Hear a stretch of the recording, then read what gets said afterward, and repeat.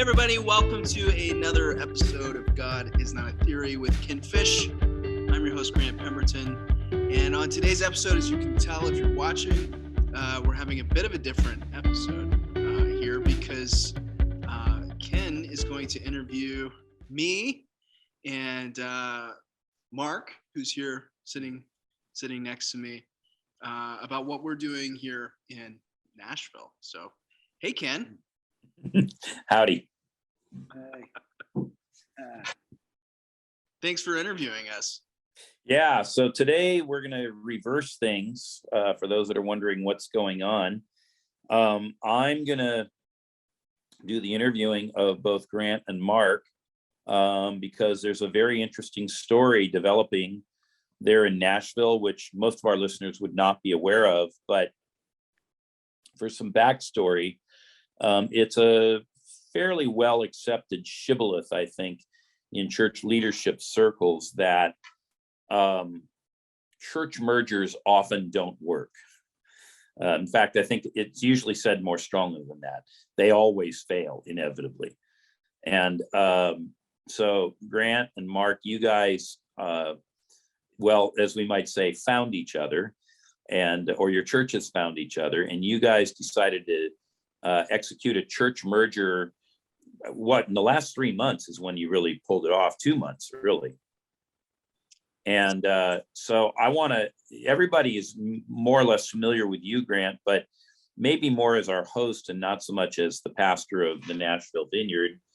And Mark, most people wouldn't know you. So why don't we start by having each of you introduce yourselves and give us a few minutes on what brought you to the ministry, what's been the type of church that you've each tried to build, the culture of that church, the kinds of people you've attracted, some of your, well, victories and setbacks along the way. And then somehow we'll get around to how you guys found each other and merged the churches. But let's first lay the tracking so that everybody knows who you guys are as pastors.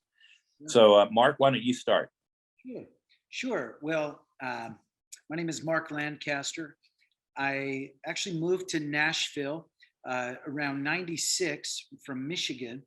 And around 2000, I got involved with the ministry. I was working down on Music Row, and I was volunteering as a youth pastor, which is what I was for 13 years. North of the city, it was more or less a seeker-targeted church. The church was called God Why, and I was leading the youth ministry at that time. And in 2001, I read, sometimes you read scripture and it just jumps off the page, it grips your heart. And I was really gripped by John 17. In 2001, I began to see everything through that lens.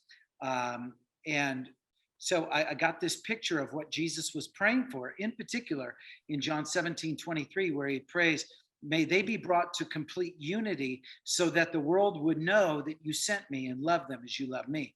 That little phrase, "so the world will know," began to grip my heart. And so in 2001, as a youth pastor, just with this lens, just recognizing, man, this is the kingdom. When Jesus is praying something, you pay attention to it, and it's not just a good idea, it's the idea. And so I thought, wow, what I'm going to do is I'm going to rent out this space, the Gallatin Civic Center. We're going to have this John 17 event. We're going to put these promo packs together, this lock-in. I'm going to invite youth pastors and their worship teams to come and speak and play, and we can all contribute. Wasn't asking them to come and be part of our thing. It was, I'm footing the bill for them to come and be part and bring their people so we can all do it together. And so we put these things together, 70 of them, hand delivered to the churches, made follow-up phone calls. 0 were part of it. So wow. I mean, it's like, wow, well, I could get discouraged. Everybody's done all of that, but I didn't. I began to think, well, wait a minute. Okay, they don't know me. I'm bivocational. I haven't built a relationship with these people. I'm working on Music Row and I'm part-time a youth pastor. I'm going to spend the next year to 2 years really getting to know the youth pastors in the area. And then maybe we could pull something off like this later on. So that's what I did. Just began to build those relationships. And many of those guys I'm in relationship with still to this day. But over the years, that has been, like I said, I was the youth pastor for 13 years. The Lord called us to plant a church right here in East Nashville in 2014. We called it One Stone Nashville. And it was all about just being part of something where only God got the credit. But here's the deal. In 20 years of ministry, and I'm connected around the city with different John 17 things and with other pastors and leaders around the city. I do all of that stuff. So it's a lot easier these days to get people involved around a mission, around a vision, around an idea, and we can even bump up against each other or with each other and partner, as we're doing events. But in 20 years, I never met a pastor who was willing to die with me until this guy. And so Grant and I, we connected in 2014. We met for the very first time. He was planting the Vineyard Church. And then for the last 5 years, we've really cultivated this relationship more intentionally, really done a lot of time together over the last 5 years. Yeah. That's opposed to doing hard time. Yeah.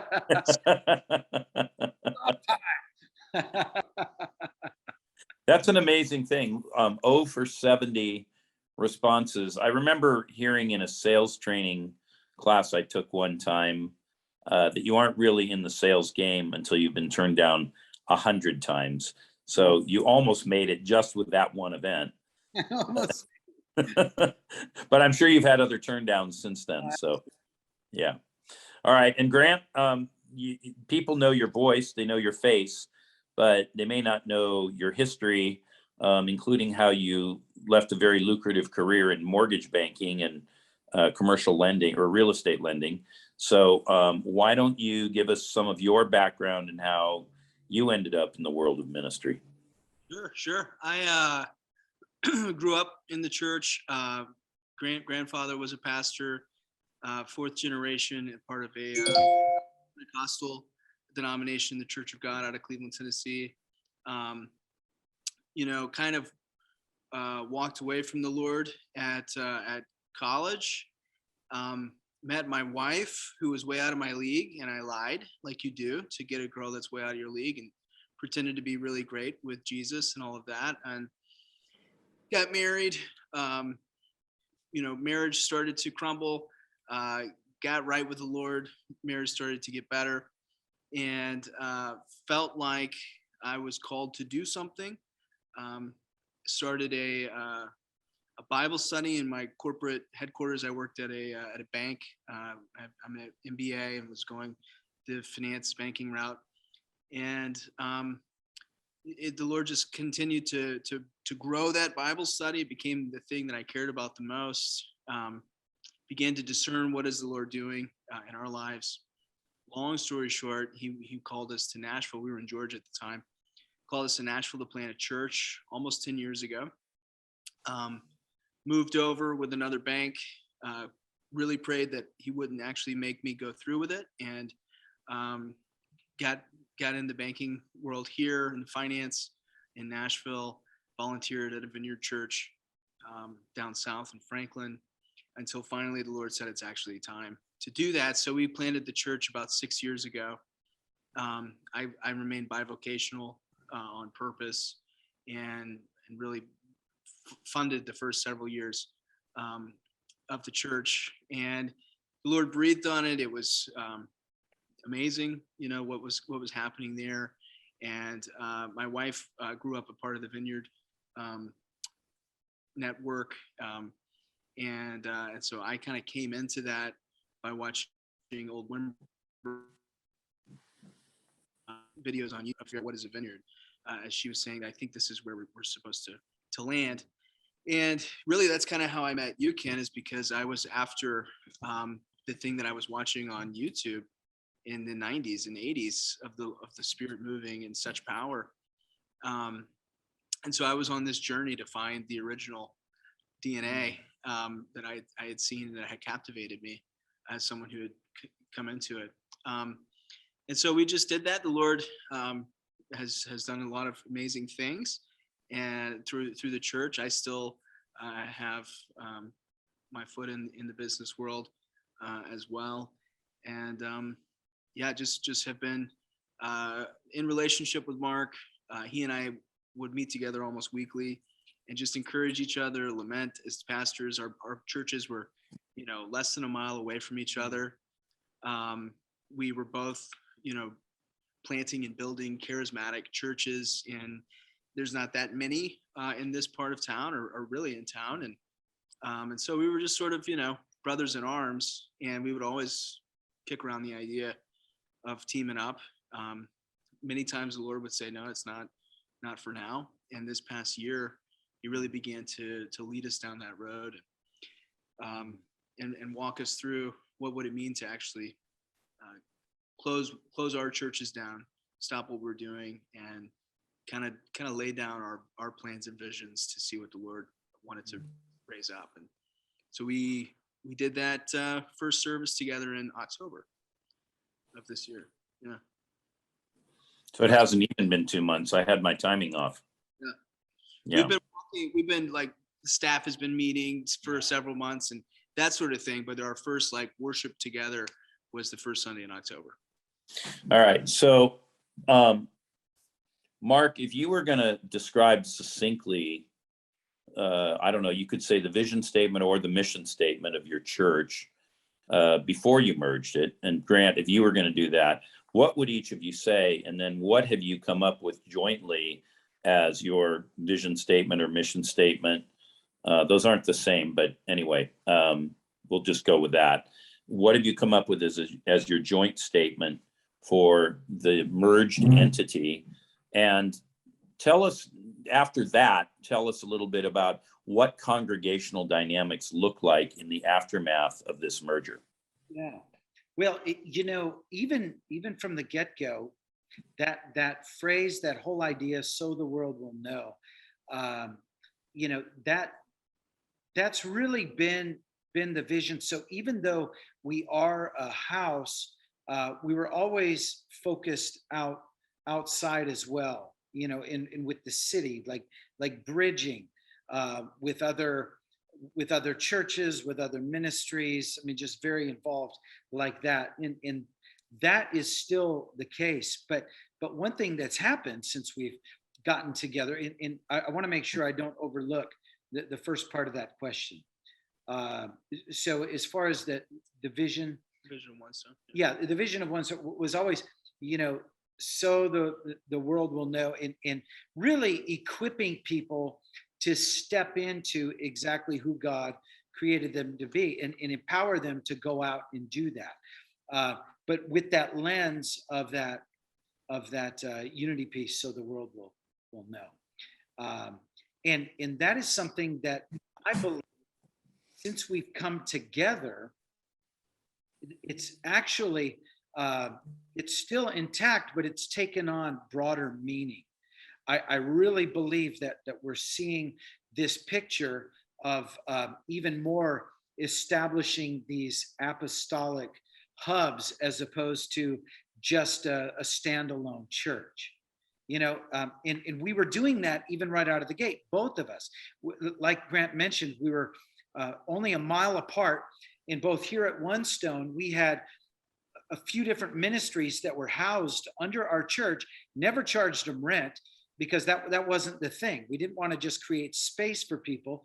We wanted to honor what the Lord was doing. So there was an inner healing prayer ministry called Transformation Ministries here. There was also a healing rooms ministry, a prophetic ministry that was here, as well as the Nashville House of Prayer.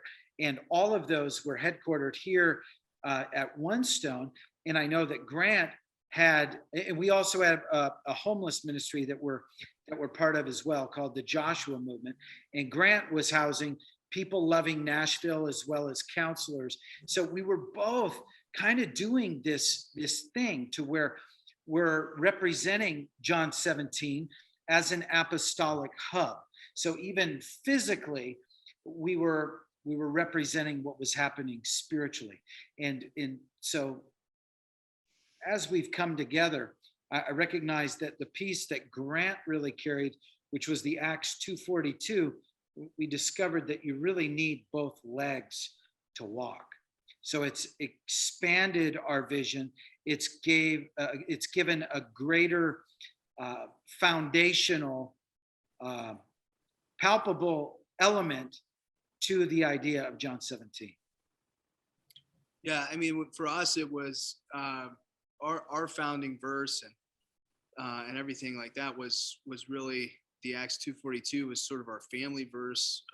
My oldest son was born on 2:42 in room 2:42, and we found out as we were moving after we had him that our honeymoon room was 2:42, and prophetic people like numbers, and so we sort of have latched onto that, and and then we use Jesus's statement from Isaiah of his ministry, to preach the good news to the poor, to bind up the brokenhearted, to heal the sick, give sight to the blind, raise the dead.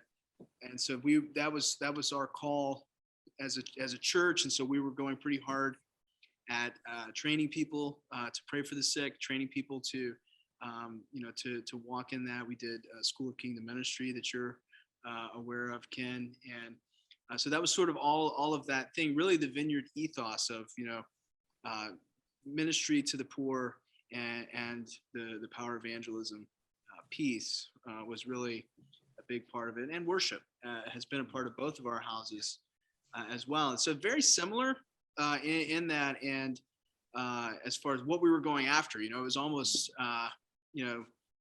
like let's don't reinvent the wheel here. Let's find some Right. sense and go after it together. And Mark and I both seem to have the same characteristics of saying, we really just want to see God do something on the earth. Like we don't want to get in his way. We want to be a part of the move of God. And I'm finding a unique viewpoint when it comes to lead pastors. And so all we wanted to do was just be a part of something bigger than ourselves, and that he did. And so it really helped us kind of come together. And then, as we've moved into this with the new, so we're called Unite Church now, but as we have moved into the Unite Church and what we see as a vision, it really seems like our original visions are actually coming through in greater clarity with each other.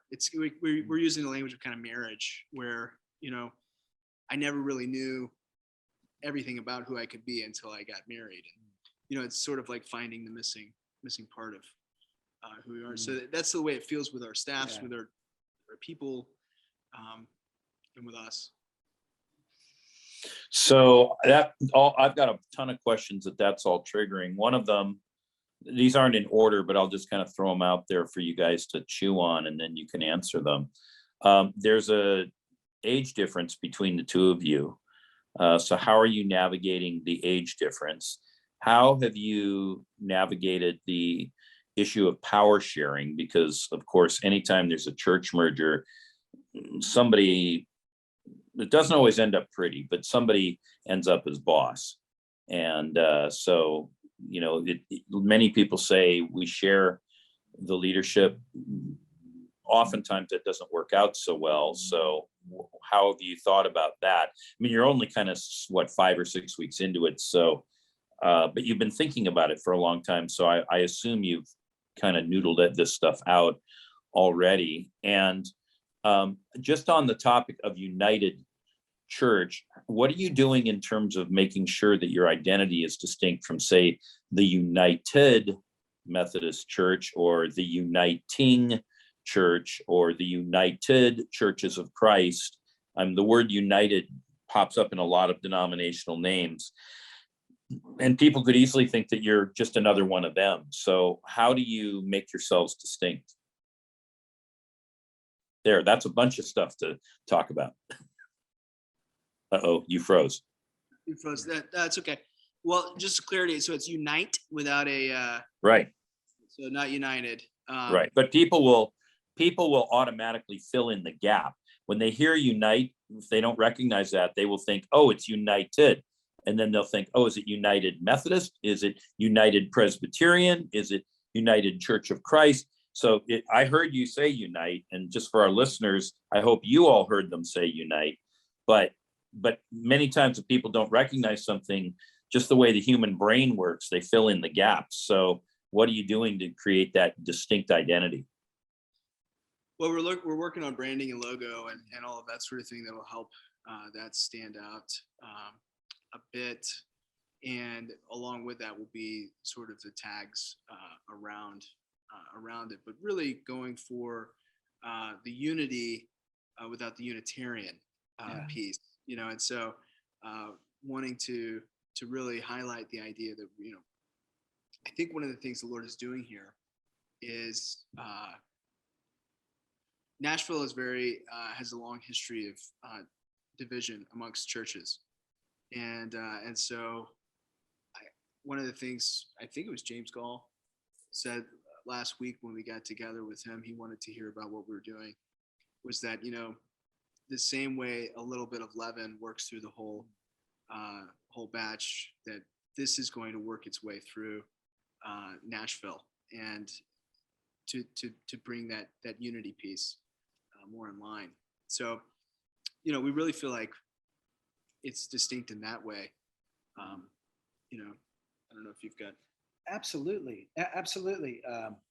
As far as the unite piece, the mission, even as you hear unite church, I mean, it's almost like this declarative statement, to unite. I mean, it is, whereas, I mean, like, and I recognize that it's a word, and people always go back to, they begin to fill in the blanks based on what they're familiar with.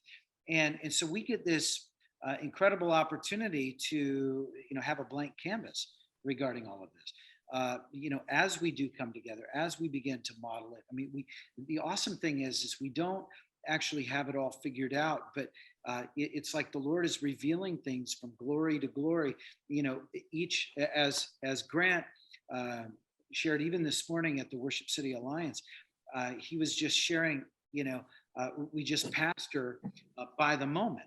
And so the same thing is true even as we come together like this. Now you had asked the question, about us even leading together. How do you do that when you've got two different leaders, two lead pastors, and especially when there's an age difference? And I believe that the age difference, is about 10 to 12 years. I like to highlight Mark is significantly older than me.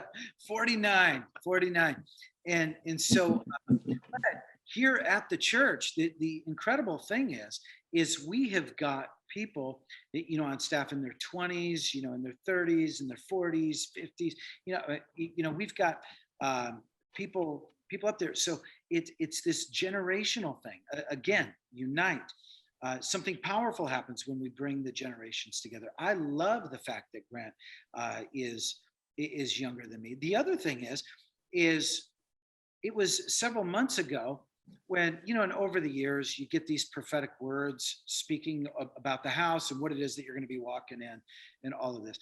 I just really recognize that there is no way we are ever going to step into the destiny of all that God has intended for this place unless I've got this guy. I need him. As much as we want to think as individuals, it's human nature to think that we are all capable of doing everything. Like even as a lead pastor, it's like we begin to take on these things like I'm capable of doing all of this. Well, I mean, nobody's that great, but there's something powerful that happens when we are able to move and operate in our lanes.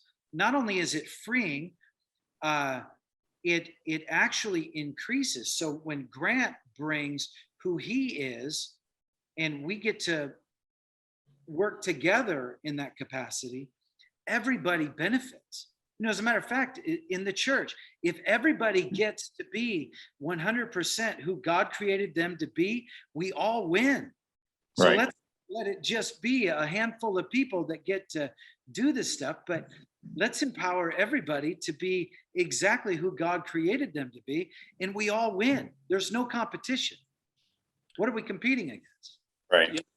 And we're both good at different things, and so the things that where we're strong, we lead in those strengths, and where we're weak, the other person seems to be strong in that. And so so as far as like who makes the decisions, up until this point, we don't make a decision without being unified in the decision, and both of us are pretty committed to mutually submit to each other. Like even this is the thing that struck me. Like I can feel my heart changing as the more that we take these steps towards unity, the more that we take these steps towards coming together, the places where I would have had a hard time maybe like bending or giving as a leader, and this is where those are gone, and I feel like my heart is positioning itself even more than I expected it to be, willing to lay down everything within reason, not bending on, like, we're not going to do heresy or anything like that, but just being able to take that step. And that's how the things work in the kingdom. The sea doesn't part until you step in it. And it's just like, I'm just finding that the more we make this conscious effort towards unity, the more our hearts seem to be more shifting towards that. One of the things we've been asked to speak all over town recently about what we're doing, and so and nobody can believe it. Because both our churches were very healthy before. We didn't need it. We're not doing this because one of us is trying, sucking wind, and the other one is, whatever. I mean, we were both fine and probably more healthy than we've ever been. Absolutely. To be honest with you. Huh. And so, we're going, it's like, Mark said when he was questioned, whose nose is going to be in front, who's going to be actually the leader. Yeah, I get it. But who's going to be the leader? Mark's response, which I hadn't thought of, was, Jesus sent them out 2 by 2. Yeah. How they were sent out. And, for me, pastorally, we were just talking about this as we were sitting here. We're in the church right now. We just finished a meeting. It's lonely at the top of a church. Nobody cares as much about the church as the pastor, especially the planting pastor. You can have great elders, you can have great board, you can have great staff, but at the end of the day, the buck stops with you, and nobody cares nearly as much. And that's okay. That's how it works. But that's not true anymore. Yeah. And so now it's like the weight that we're carrying, we can kind of shift some of it over. And it's just been, it's been so much, it feels so much more healthier, so much more, less isolating and freer and just a lot more fun, since we did this. Yeah. It's incredible. We've been co-preaching every week, like together. We've been team preaching. Never done that before, I was going to ask that question too. Which of you is the better preacher? Yeah, man, I think Mark is. Mark can preach like I always want to preach.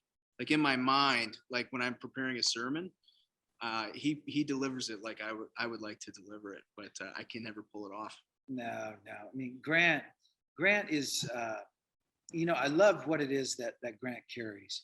He really brought a groundedness and something that's easily accessible, from, the kingdom, not only kingdom principles, but being able to walk it out. He has the ability to be able to meet people where they're at in that capacity and let them know, hey, this is safe. You want this, jump on board. And so I've got a tremendous amount of respect for Grant in that regard. Even with the way that we do life together, it's amazing. I mean, because personality wise, we deliver a little different. I tend to be a little more animated, and kind of loud, and I would be that even if I were talking about tennis shoes or a Weber grill or whatever. I mean, it's just the way that I do life, and we've learned that about each other over the course of the last 5 years, and so Grant just really creates this strong, trusting foundation. And so I really recognize that. And just, I'm probably oversharing here, but in regard to even this John 17 thing, it wasn't until, because for years, like I said, 20 years, I've been shooting after this thing and I see it as clear as day. And when Grant came along and we started doing this thing together, now, right out of the gate, he would jump on board with some John 17 stuff, but it wasn't like his total cup of tea. And that's okay. He carries this Acts 2:42 piece that actually creates a grounding to the John 17, which makes the John 17 possible, recognizable, and tangible to the average person. They begin to see it because that is the footing. And so anyway, it's just been awesome. But we didn't know that beforehand. Yeah. It was stepping into it that we just learned along the way. And so my respect for Grant has just absolutely increased. And even watching him with the staff, with the way that he's able to speak their language in a lot of regards. I think too, Mark and I are not professional people. And so we're friends first. Like we're just kind of buddies, and our wives love each other. Kids play, and so it's just awesome. It's just kind of a normal, natural thing as opposed to like some sort of a corporate. Do you think that kind of, we're buddies, our wives hung out anyway, our kids play together. Do you think that is a necessary prerequisite for people that might be thinking about doing this kind of a church merger, or can that be built after the fact? We were buddies before. Our families had never really gotten together, maybe once. And so we actually intentionally said, well, let's make sure that our families gelled and jived. And they did, and felt like it was the Lord. I do think that's a very important piece. And so we were very intentional about, okay, maybe we're crazy. Let's see what our wives think. And getting those together. I don't think it could work if the wives didn't like each other. That's right. I wouldn't want to be a part of that personally. Yeah. All right. I do think that's a big deal. And I think having a friendship is a big deal because, like my wife is my best friend, and that makes it easy to be with her, and so same kind of dynamic. Right. And that's that John 17 piece. Is Jesus is praying, may they be one as you and I are one. Jesus, the Father, and the Holy Spirit, there's this oneness, there's this love, there's no separation, there's this completeness with all of them together. In just that prayer that we would all be one like that. Love is the prerequisite for relationship. True authentic kingdom relationship. So I believe that anything that, if this were just something where, hey, we've got a great idea, this is a great business decision. We don't really see a lot of people doing. I believe that we would fail. We would fall on our butt. This thing would be a joke, and it would be subpar, and it would not be kingdom in any shape, form, or fashion. But the fact of the matter is it's that connectivity first. And here's the highlight, just bouncing off of one thing that Grant just shared. We brought our wives together, and we said, hey, what do you think about this? And my wife is somebody that dips her toe in, first, whereas I dive. And she said, this is the Lord. Both of our wives said, this is the Lord. Then we talked to our elders and our leadership boards together.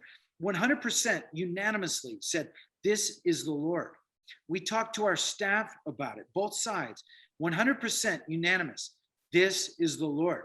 As a matter of fact, with our congregations, both congregations, there has not been not a single individual person, over 450 people, not a single person has given pushback. Every single person, this is the Lord. Wow. I mean, it's mind blowing. It's crazy. And all the pieces and parts that are just coming together. I mean, honestly, Ken, it feels like we're doing this from a posture of rest. Mm. There's no striving. There's no like, hey, we got to make. I mean, it's like we get to do this. I cannot wait to get up in the morning and work on this.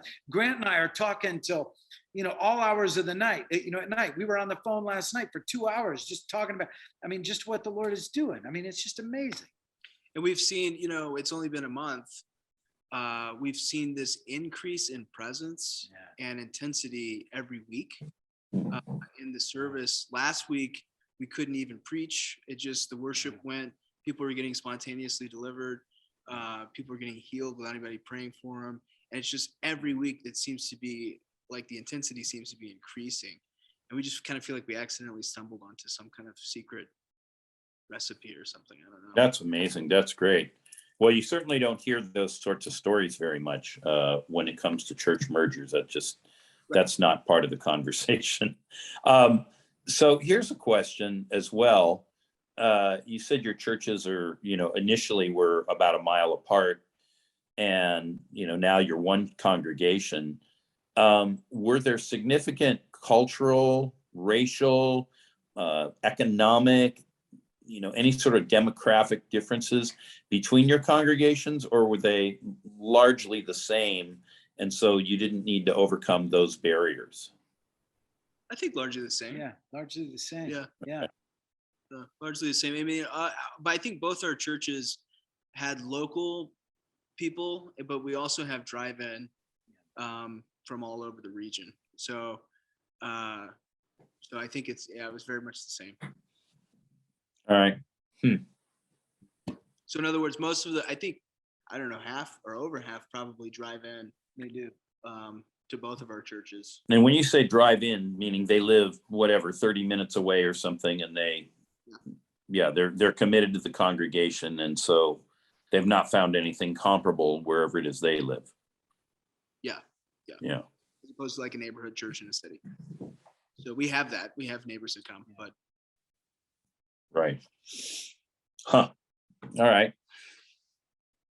And so now that you're together, do you guys have a long range plan, a short range plan? Are you just kind of waiting on the Lord to see what you're supposed to do? Where do you take it from here? Some of the things that we're seeing is we know that this will not just be just the two of us. We know that there are other ministries. Actually, there are now 4 of us that are in alignment with us, that are now under Unite Church or part of it, but yet they still maintain their autonomy. It's like we're linked, relational link based on values, as well as empowering them to be able to do what it is that they do. Like, for example, there's a ministry called Revive. And one of the things that they would target is a lot of young adults, and they had these home churches. And so anyway, the gal and her husband, the Lord led them here. And I had been in relationship with them since the beginning of the year. I began to share about this thing coming together. They jumped on board with it. They sensed that the Lord was leading them to come here, check it out, and find out how Revive can even benefit from these things. But the Lord had led them to go ahead and quote unquote shut down their ministry to align with Unite Church. And after meeting with them, just said, I believe that the Lord is leading you here, not necessarily to shut things down, but so that we can help fan the flame and encourage you and lift you up to where you are able to do what God created you to do and minister to those people, but we can all do it together.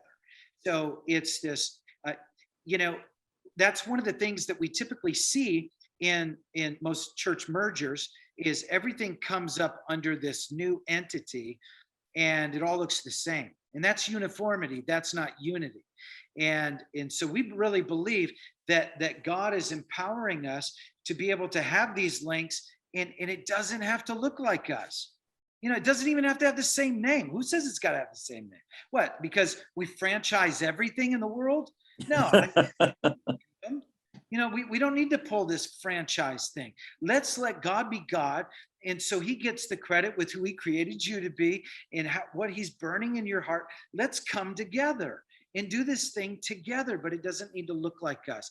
And that's where unity exists. And it's not this uniformity kind of, shrink wrap, market it the way that we can and, sterilize the tar out of it and then send it out.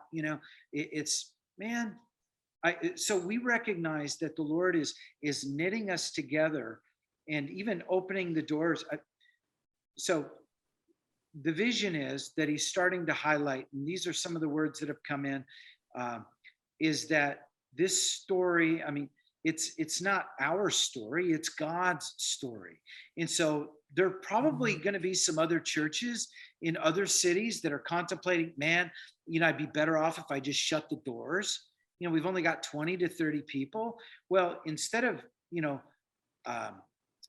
riding on the pride wagon until you're just completely sucking wind or completely dead, why not look at the other person across the city from you who may have a gift set that you don't have? You guys start looking through kingdom eyes. Maybe the Lord could bring you together and you represent something that's so much bigger than you. Yeah, I've heard from people, from pastors, who have shut their churches down during this COVID season where there's so many churches that are closing. And one of them said, if I knew that this was an option, I wouldn't have shut the church down. I would have tried to do this, but just they didn't know that it was this is something that happens. Well, you've got to have someone with whom to do it. You can't just walk down the street and say, yo, why don't we merge? Right. And so that's the one that turns into where we started this conversation. And so, we think that the Lord is doing something here, but I don't think he's doing it here to stay here. And so, I think part of the thing that the Lord is wanting to do is in this season, we're both church planners. We love church planning. We're all for it, but it feels like this is kind of a circle the wagons season, where we kind of need to strength and we need to sort of band together. And I feel like the Lord is going to be doing this more, and really just feel like it could be our role to just speak into those things that the people have already been feeling, of saying, yeah, this is good. This is actually something that, the Lord can do. Especially in light of what we've been talking about, Ken, as far as health of the church. Right. The church. Yeah. Well, it certainly raises the question in my mind, might we be doing better in America with fewer churches if they were, numerically, I guess they would be larger in size if we didn't have any loss in the merger. So fewer merges that are on average larger in size, but more importantly, that are unified in what they're doing and are finding a sense of, we'll say God's purpose. You use the phrasing, both of you, this is the Lord, this is the Lord, this is the Lord. So if we could have churches that have that sense of God's presence is with us, and this is actually where he wants us to be, we might actually do better than with the landscape that we exist in today. I didn't get that. Could you try? Siri's wondering, she doesn't understand it, but yeah, I don't know why my Siri went active on my computer. I'm on my iPad doing this. Yeah, Ken, if we put our business hats on, with a terribly fragmented market, Yeah. You can come in with something and it's kind of like you can dominate a fragmented market if you've got momentum and buying power, whatever. And it could be the same, with the church. You have so many people trying to accomplish the same thing through whatever means that they might be trying to accomplish. But I mean, like both Mark and I and our churches were fine, but once we came together, we actually didn't realize how much we needed the other. Until we came together, like, wow, we really needed this. And Absolutely. now both of us are being able to do things we couldn't have done before. And someone was talking about like fruit trees and apple trees. Like if you want an apple tree to produce good apples, you actually need two for the cross pollination and for all of that sort of thing. And so I don't know. I think there's something that the Lord has hidden in this unity. In fact, we've been saying that we feel like unity is actually the seedbed of the kingdom of God. That it sort of is the thing that incubates and begins to see the kingdom come through that. So you probably need to footnote that and give credit to Jesus, or you'll be accused of plagiarism. Yeah, I'm just saying. Yeah, we took it from the Bible. So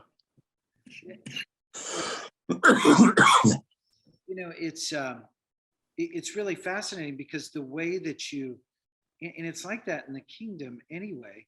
When Jesus says, unless a kernel of wheat falls to the ground and dies, it remains but a single seed. But if it dies, it produces much fruit.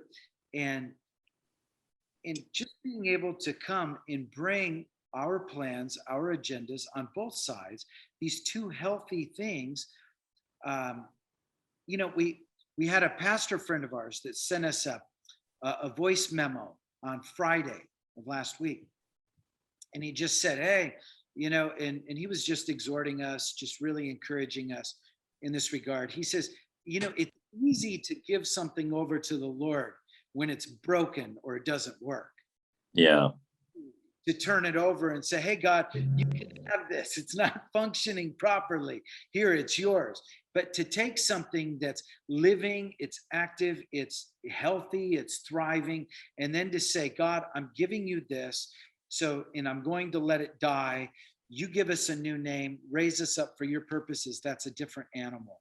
And I believe that obviously we know that that's the way into the kingdom. We know that's the way to salvation. And just really believe that's the way into all of this. I believe that there's this other intention that Jesus had all along. And it was through death. And and of course, he's aware of it because he was praying for it. In John 17, it's what the whole thing is about. And so, and obviously we're not the first people to do this, but being willing to engage even in those difficult, because it sounds like we're Pollyanna, all pie in the sky right here, just giving you the sound bites of everything that's working great. The reality is we've had to have those difficult conversations, where you kind of build it in. You've been a lead pastor for all of these years. You planted a church and it's like, well, what's it going to be like not speaking every Sunday? How's that going to feel? Are you going to be intimidated? What if all of a sudden the people like Grant more than they like me? Am I going to be all self-focused? Am I going to feel really insecure? Am I going to feel like giving the whole thing up? Am I going to feel beat down? The answer is no. I recognize his gifts and I honor his gifting. And I'm thankful that we're able to do this together. But I'd be lying if I said that we haven't had these, real conversations about, hey man, what's this going to look like here when this situation arises? Or this is the culture of our church. Right. This we carry. This is the piece that we bring. Is this going to be diminished? Like what about the joy factor? Joy is kind of a big deal, and how's that going to play? Are people going to receive it? Are they going to, all of those things. Yeah, and we've been really intentional with honoring each other and not moving out of that place within those conversations, and and even more than honor is like mutually submitting. We've just kind of committed to that, and so from that place, from that posture,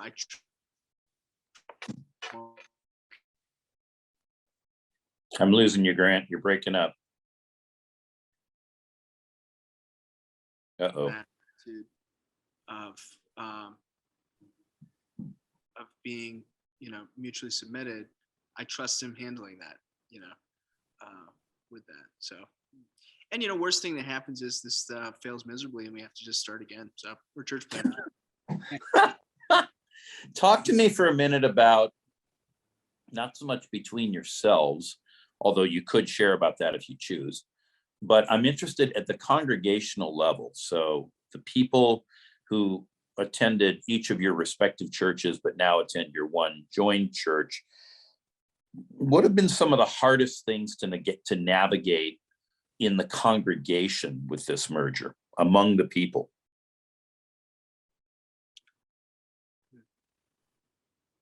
I think, one of the things that we've had to navigate is culturally, we're very similar. Theology, we were similar. We're on different rhythms. And so kind of getting those rhythms to sort of start to sync up has probably been the most, that's caused us the most thought and energy and effort, as far as the different models, where our home churches were meeting throughout the week. They were primarily Sunday, Wednesday. And so then just sort of getting those rhythms to start to come more and more in line, and letting the people know that it's okay to do the other thing. So the people that are in a home church that want to come to the men's group here, so that's totally fine, and the people that are in the, here at the men's church that want to go to a home church, just understanding that that's good. For me, I think that's been most of where our thought and energy goes, is just, just the rhythms start to sync up a little bit more clearly. Yeah. Well, one of the things that anyone will tell you, and they can be church consultants or they can be people who studied organizational behavior from a human resources or a corporate strategy standpoint, is that a lot of times the norms of an organization are not defined in an overt sense. No one said you have to do it this way. It just starts to be that way, and then suddenly it is that way. And after a while, no one questions it. This is just the way it is. And I can specifically remember one story about a woman who used to make pot roast, and she would, buy the roast at the store. She would cut the ends off the roast and then make the roast. And, it tasted fine. But one day, one of her kids asked her, "Why do you cut the ends off the roast before you make the roast?" And she said, "I don't actually know. I learned it from my mother." So they said, "Well, let's go ask grandma." So they went to this woman's mother, and the kids came along, and they said, "Grandma, why is it that you cut the ends off the roast when you make the roast? And that's where mom learned to cut the ends off the roast. Is that like the secret to getting the juices to flow, or, to make the meat be uniformly rare through the roast or whatever?" And the grandma said, "No, I just used to have a short pan and I had to cut the ends off to make the roast fit in the pan." Then there was nothing more to it than that. And sometimes, people want to wrap it in a big spiritual garb. Well, the mantle that fell on Mark was this one, and he had the anointing to be the great preacher who brought, the revival to Nashville, whereas Grant was the apostolic sender. And, all this language develops, and sometimes it's none of that. And so I think what you're doing is very helpful, because you are actually, in the right way, deconstructing things, and you are disarming a bomb that could go off at a later time. We're trying. Yeah. That's good to hear. Yeah. Yeah. So just make sure you cut the ends off the roast. Cut 'em off. Anyway, well, I think we're about out of time. So this has been a great interview. It's so exciting to hear about a couple of leaders that are getting along well and that have made it work, who are, trying to make unity happen and be a physical expression in the world, and that your people are going for it and the church is thriving. We need more stories like this because we get a lot of really bad and discouraging ones these days. So I'm super excited to have had you on the show, and I'm super excited to have had the chance to interview you both. Is there anything you want to say in closing? Anything, an exhortation or a parting comment that I forgot to ask about?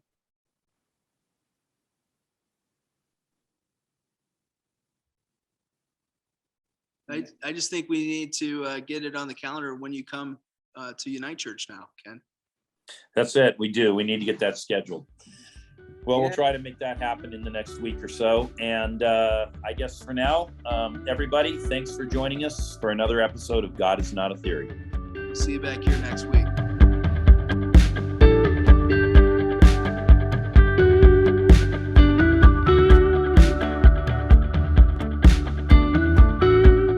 We've recently updated the Orbis Ministries app with Ken's free teaching archive. You can click on the link in the description of this podcast to download today.